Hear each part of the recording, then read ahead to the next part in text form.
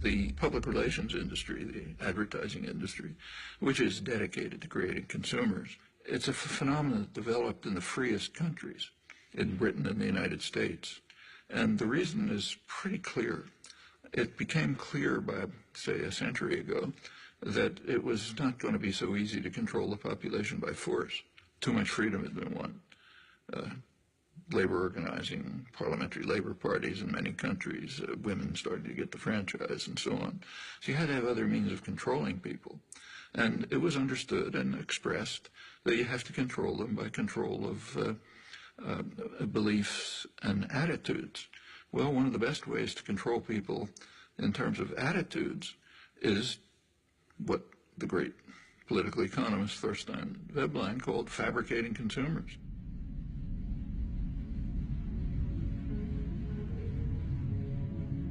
If you can fabricate wants, make obtaining things that are just about within your reach the essence of life, they're going to be trapped into becoming consumers.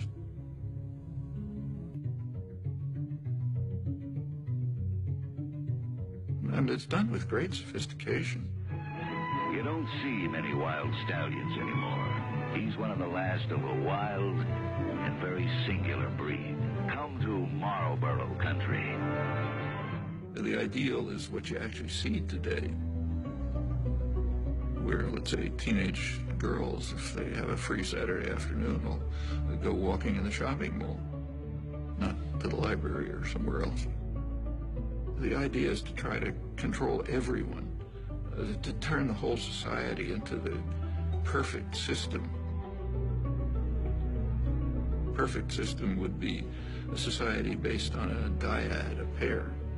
The pair is you and your television set, or maybe now you and the internet, in which that presents you with what the proper life would be, what kind of gadgets you should have.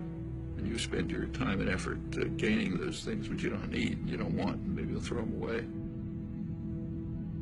But that's the measure of a decent life.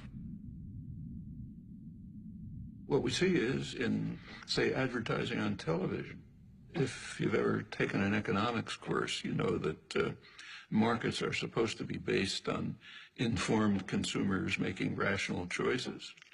Well, if we had a system like that, a market system, then a television ad would consist of, say, General Motors putting up information saying, here's what we have for sale. That's not what an ad for a car is. An ad for a car is a football hero, an actress, the car doing some crazy thing like going up a mountain or something. The point is to create uninformed consumers who will make irrational choices. That's what advertising is all about. And when the same institutions, PR system, runs elections, they do it the same way.